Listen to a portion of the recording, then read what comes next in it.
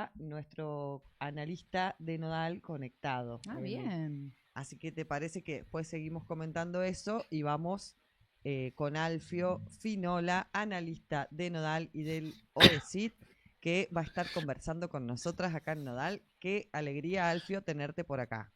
Buenos días. Hola, buenos días, ¿cómo están?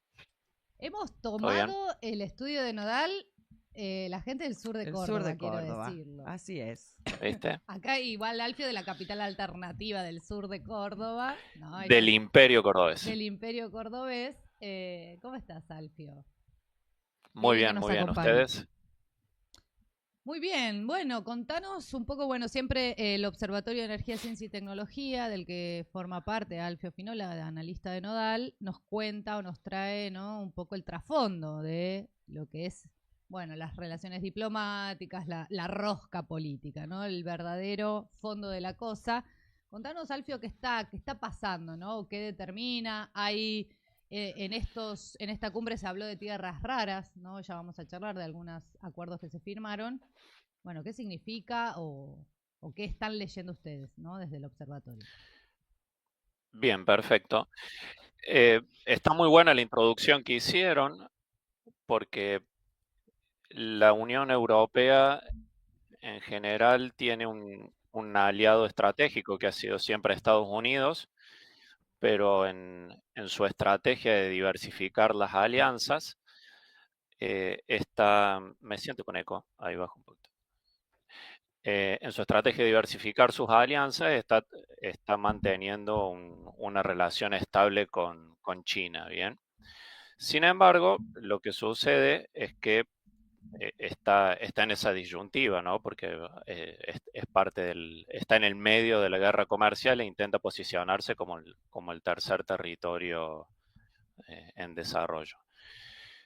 Ahí hay un problema importante que es la industria europea es altamente dependiente de la producción china, tanto en sus cadenas de valoración como en sus cadenas de suministro. Bien.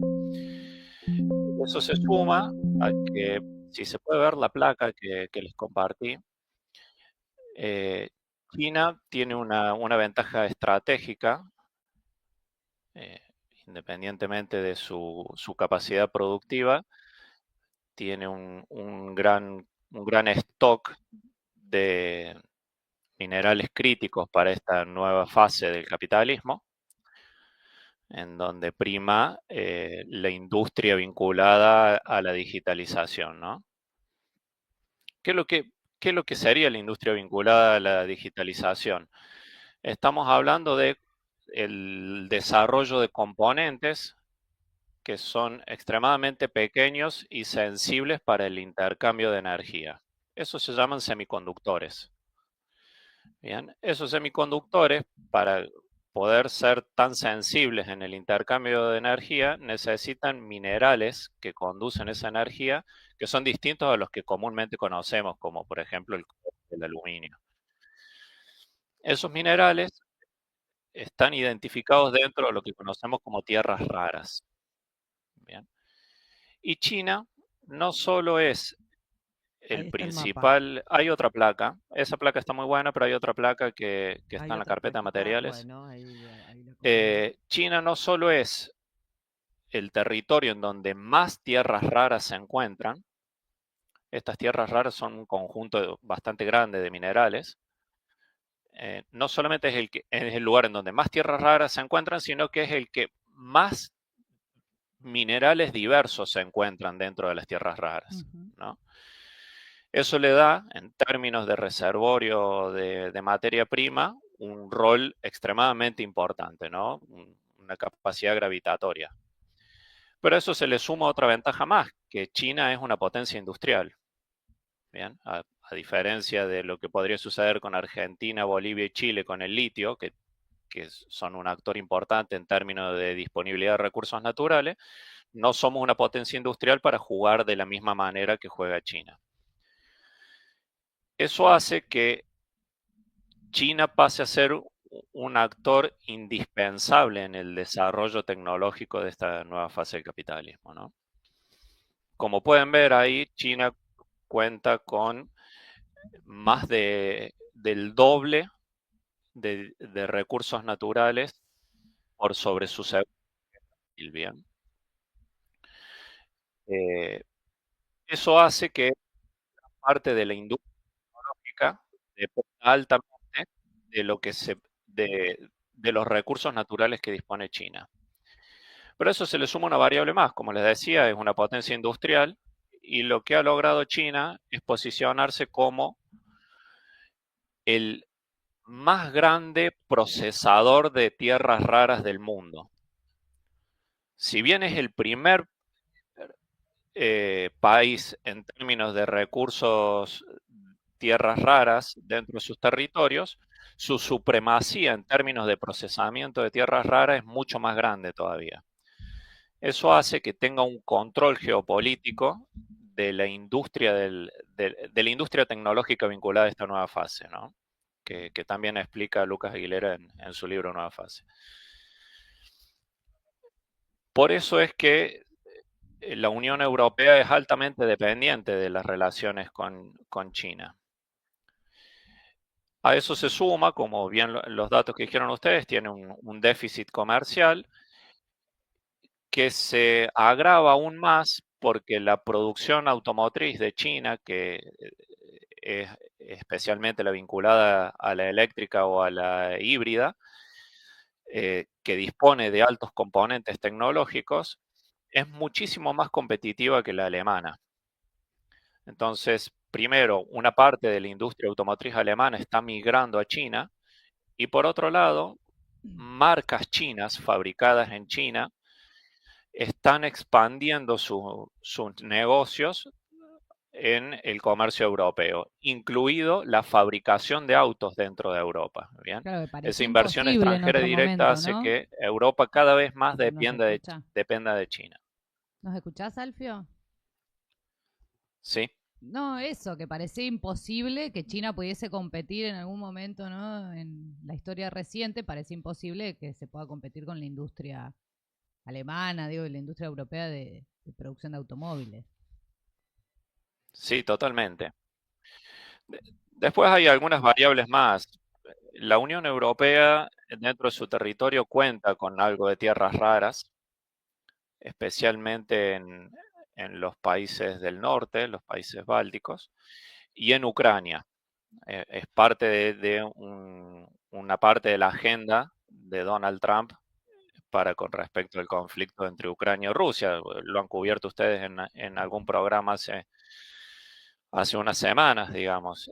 Parte del acuerdo del financiamiento bélico de Estados Unidos con Ucrania incluye convenios con las tierras raras, ¿no? Igualmente, esto está todo en potencial. Son minerales que todavía no han sido explotados como sí se están desarrollando en otros lugares. Excelente, Alfio. Yo creo que te iba a preguntar porque en esto, bueno, la semana pasada empezaron, ¿no? Fue esta cumbre con Unión Europea-China, pero este lunes representantes de Estados Unidos y China comenzaron una nueva ronda de conversaciones, ¿no? Por las tensiones de los aranceles y también hubo algunas sorpresas, ¿no? Principalmente medidas como que la República Popular se compromete a acelerar las exportaciones de tierras raras a Estados Unidos, ¿no? Cuya particularidad es que admiten un uso dual, tanto civil como militar, de esas tierras raras, y que Estados Unidos levantaría las medidas restrictivas tomadas contra China en lo que se refiere a la transferencia de alta tecnología estadounidense, ni más ni menos el caso de los productos de Nvidia, ¿no? Principal productora de microchips, de microprocesadores. Digo, esto tiene que ver, por supuesto, con ahí una disputa donde en este momento por lo menos están las tierras raras en el centro de la escena. Por supuesto, Estados Unidos, en otro momento de la historia, Estados Unidos ocupó un rol similar con respecto a los recursos naturales y era uno de los principales territorios con reserva de petróleo y a su vez con capacidad de procesarlo, ¿no? Recordemos a principios del siglo XX. Eso justamente lo posicionó en un lugar privilegiado que es, vale la comparación algo similar a la situación que tiene China con respecto a las tierras raras. El problema que tiene Estados Unidos ahora es que tiene un alto déficit de stock de tierras raras y sus socios comerciales predilectos también son deficitarios en tierras raras. Entonces no puede suplir la terrible dependencia que tiene para con la disponibilidad de tierras raras en bruto y no puede hacer un salto en términos de procesamiento de tierras raras como sí lo tiene China. Eso lo hace, al menos por el momento, muy dependiente de este mineral, de este recurso. De llegar a esto, ¿no? Y parece imposible esto, como decíamos, lo de la industria automotriz, en este momento ahora de las relaciones, ¿no?, comerciales o relaciones económicas, parecía imposible que Estados Unidos levantara la prohibición de que Nvidia exportara chips a China, ¿no? Porque eso cambia un poco el mapa también. Sí, por supuesto. Por ahí lo hemos trabajado, pero si podés, Alfio, un poco contar a la comunidad, quien se ha perdido el programa, qué es Nvidia, ¿no? Y qué lugar tienen los procesadores en esta historia. Bien, perfecto. Recuerdan que al comienzo les estaba explicando qué es lo que era un semiconductor. Bien, los semiconductores en términos tecnológicos son muy diversos. Pueden ser utilizados desde una lámpara de LED, un foco LED que tenemos todos nosotros en nuestras casas, en una pantalla de computadora, en un televisor, o dependiendo su tamaño, puede ser usado para los microprocesadores de las computadoras, ¿no? Que son básicamente estas computadoras, estos ordenadores, son los que procesan la información y le dan sustento en términos de infraestructura a lo que conocemos como inteligencia artificial y básicamente todo lo que es la infraestructura digital, ¿no? ¿Qué es lo que es NVIDIA? NVIDIA es la principal empresa que diseña semiconductores. La industria de semiconductores es tan compleja y tan costosa que la mayor parte de las firmas importantes no tienen dentro de su cadena de valor todo el desarrollo de los semiconductores, ¿bien? Entonces se especifican, se especializan. Entonces hay fábricas, empresas que se dedican solo a la fabricación de semiconductores y empresas que se dedican solo al diseño o principalmente al diseño de semiconductores. Este tipo de disociación entre los dos momentos productivos ha hecho que sean mucho más competitivas este tipo de empresas que otras empresas que se dedicaban al diseño y fabricación de semiconductores, ¿no? NVIDIA, como les decía, es la principal empresa, es la que diseña los mejores semiconductores del mundo, ¿no? Acá es curioso porque hay una triangulación. En la Unión Europea no hay grandes empresas que diseñen semiconductores ni que los fabriquen, pero sí se encuentra la principal empresa que fabrica las fábricas que hacen los semiconductores, ¿no? Mira. Que es ASML Holding, es una empresa holandesa que diseña las máquinas para la producción de estos circuitos integrados, ¿no? Hace los sistemas de fotolitografía para la industria de semiconductores. Entonces, hay una gran empresa que es del sudeste asiático, que es TSMC, que es la principal fabricante de semiconductores, pero tiene sus convenios, sus máximos convenios de producción son a partir de que tiene NVIDIA. Como NVIDIA es una bandera estadounidense, a partir de con Estados Unidos, hubo un acuerdo de fabricación en donde los diseños de mayor vanguardia que tiene NVIDIA y que se fabrican en esta fábrica que les comentaba antes, TSMC, no pueden ser comercializados con los rivales de Estados Unidos. Bien. Entonces ese es el acuerdo comercial con lo que esta sucedió fue industria que holandesa. Estados Unidos pasó a tener un rol estratégico en el acaparamiento de los semiconductores de alta tecnología. El impedir el acceso a China de los semiconductores de alta tecnología en esta estrategia retrasaría su desarrollo en inteligencia artificial. Esa es parte de la geopolítica. La respuesta que le da China es, si no puedo acceder a los semiconductores de mayor tecnología, ustedes no van a poder acceder a los minerales críticos que necesitan para desarrollar esos semiconductores de mayor tecnología. Claro. Bueno, ahí China se está posicionando, ¿no? en otro lugar. La Unión Europea, bueno, lo estás mostrando vos, Alfio, hay un retraso ahí de la Unión Europea en relación, ¿no?, a la carrera tecnológica y científica, en esto que llaman la cuarta revolución industrial.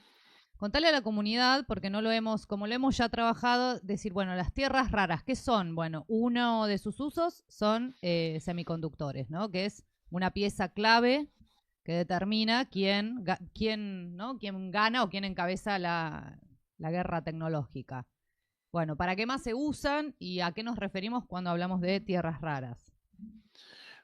Bueno, las tierras raras no son ni tan raras ni son tierras, dicen en muchos lugares. Mira, yo ya me estaba bien, son 17 elementos químicos. Bien, lo que sucede con estos elementos químicos es que no se encuentran en grandes vetas de minerales, ¿no? Como uno sí puede llegar a imaginar una explotación de oro. Si bien el oro también se encuentra disperso, no solamente en vetas, uno cuando piensa una explotación minera de un mineral, se lo imagina en un comienzo en cantidades grandes y visibles, identificables. Bien, las tierras raras no sucede eso, sino que están mezcladas con distintas combinaciones de estos 17 elementos. No siempre están los 17 elementos juntos. Y su separación y procesamiento es extremadamente costoso y complejo. ¿Bien?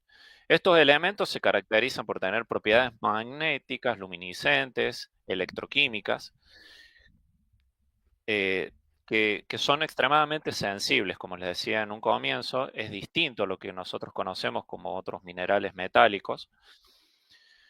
Esas particularidades hacen que haya intercambio de energía de manera muy pequeña y precisa. Ese intercambio de energía es el que permite que los semiconductores funcionen como funcionan, ¿bien? Porque el paso de la información, el 0 y 1, que nosotros conocemos, 0001, por ejemplo, eso es código de programación, en definitiva son pulsos de energía. Y esos pulsos de energía, mientras más precisos sean, más perfecto y más rápido va a ser la comunicación, ¿no?, el desarrollo y producción de datos. Es por eso que se necesita un nivel de sensibilidad en ese intercambio de energía que solo las tierras raras pueden dar. Eso es lo que la hace tan relevante. Excelente, Alfio. Bueno, tenemos ahí algunos problemitas para para interactuar, por eso, pero bien, excelente. ¿Me escuchan mal? No, nosotras no, pero para interactuar, cuando nosotras te hacemos algún comentario, vos no nos escuchás, pero no importa, te estábamos escuchando atentamente.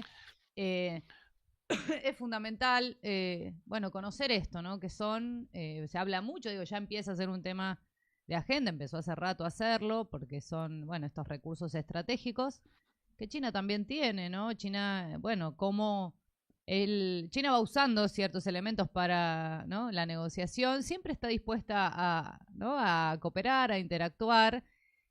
Obviamente venimos hablando de un imperio norteamericano en decadencia, pero eso no quiere decir que no tenga poder, por supuesto.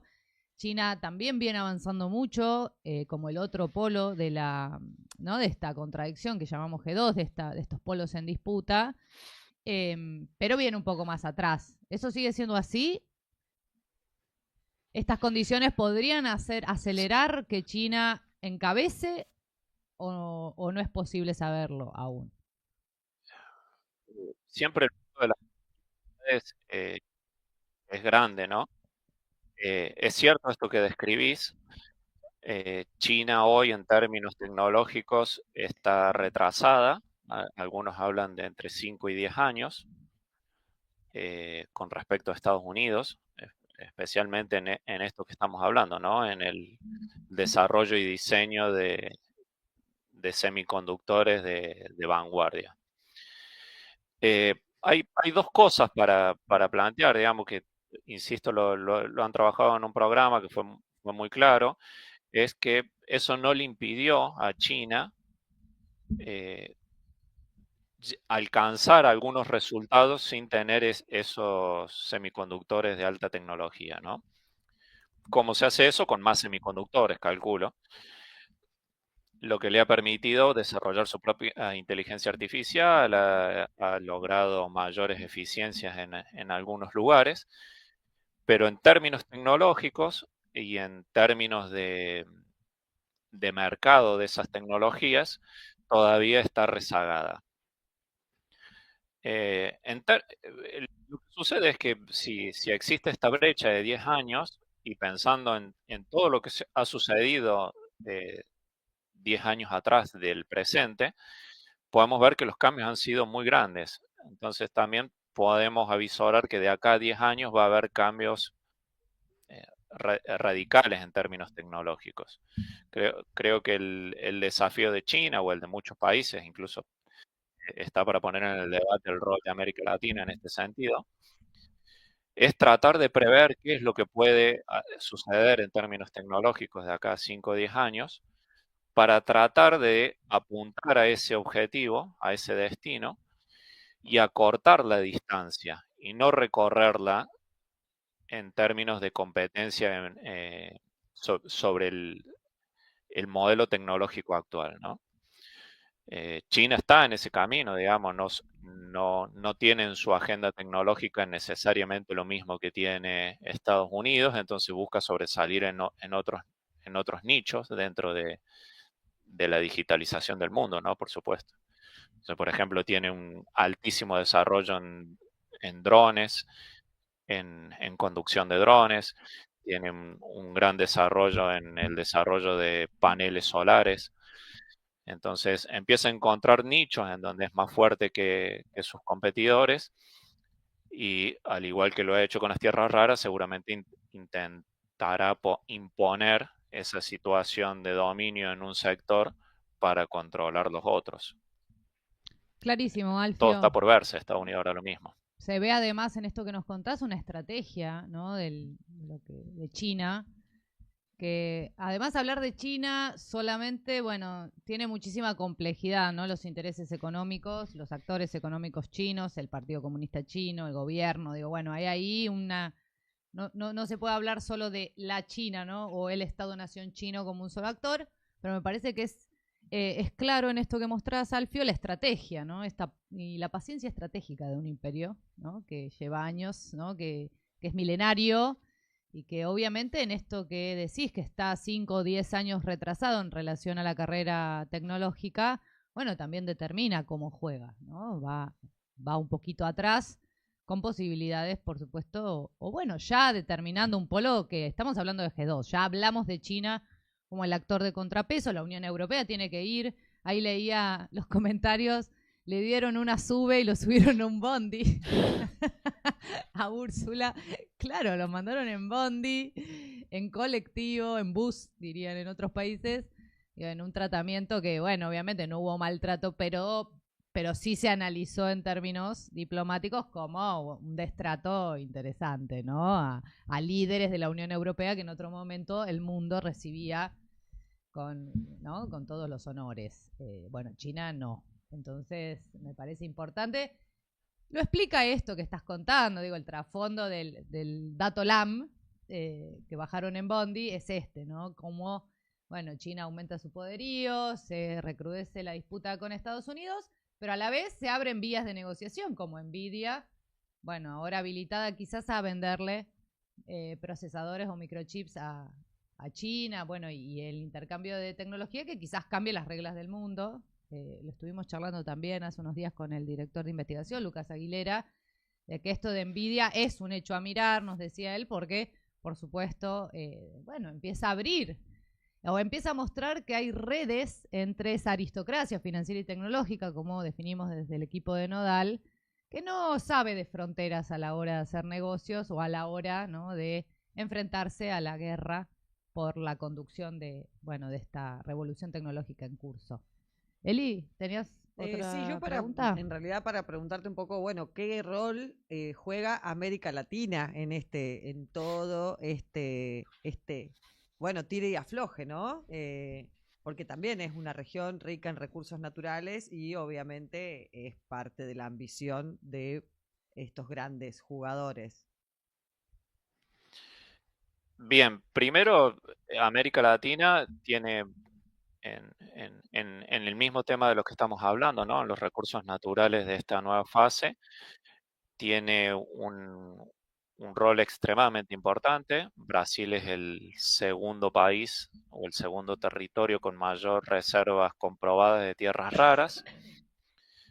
Tenemos el Triángulo del Litio, que es la mayor reserva de litio a nivel mundial, también indispensable en este esquema de transición energética y de electromovilidad.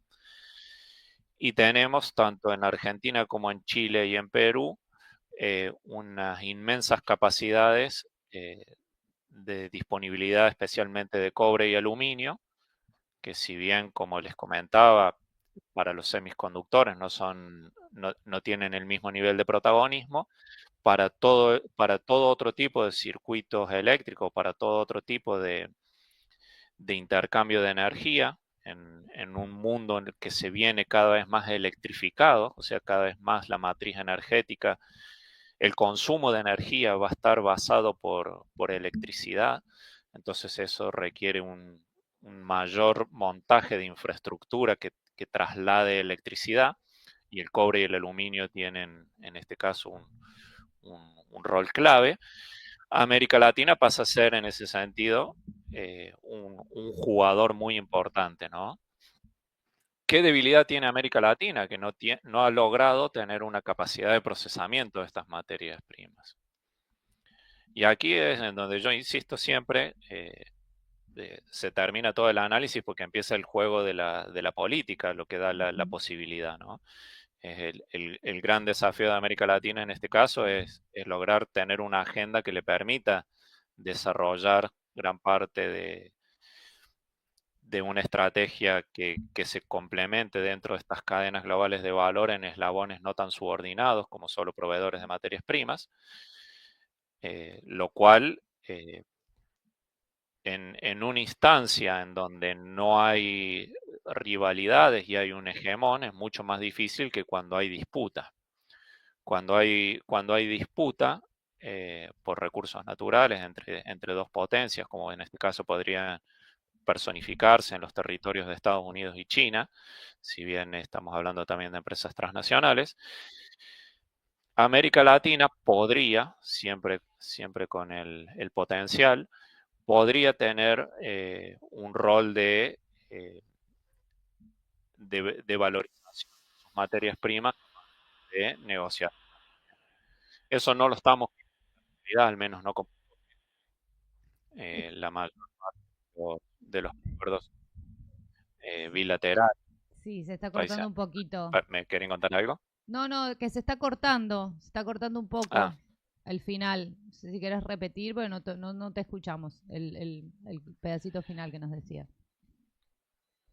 bien. No, les decía que América Latina eh, en sus ventajas por sus recursos naturales no los está pudiendo aprovechar, pero eso no quiere decir que no pueda hacerlo. Bien, su gran desafío es la integración de su producción en una valorización dentro de su territorio, ¿no? Para no ocupar un rol tan subordinado en las cadenas de valor. Eso se resuelve con la política internacional. El gran desafío sería el de actuar en bloque o de manera integrada. Actualmente no está sucediendo eso. La mayor parte de los convenios en este sentido están siendo binacionales, unilaterales entre China y distintos países latinoamericanos, y lo mismo para con Estados Unidos. Bien, recordemos que, por ejemplo, Brasil es el mayor reservorio de niobio, que es un mineral muy crítico para la industria aeroespacial y ha sido el que ha explicado el desarrollo aeroespacial de las últimas décadas en el mundo. Y sin embargo nunca ha aprovechado esa posición de casi monopolio de ese recurso. Clarísimo, Alfio, la verdad que te agradecemos muchísimo porque bueno, viniste a ser la voz del Observatorio de Energía, Ciencia y Tecnología, el OECIT, pero te hicimos un montón de preguntas y pisteaste como un campeón, diríamos en Argentina, y nos trajiste data para entender que esto que decís, ¿no? Hay un trasfondo económico y después viene la política a terminar de resolver, ¿no? Y a explicar la geopolítica mundial en este momento en particular del mundo, un mundo en crisis y un mundo en un escenario de transformación innegable. Así que te agradecemos muchísimo, Alfio, te mandamos un abrazo y bueno, será hasta la próxima, obvio. Muchas gracias. Gracias por la invitación. Un abrazo a ustedes. Gracias, Hasta luego. Alfio. El profe Finola, les dicen ahí, profe.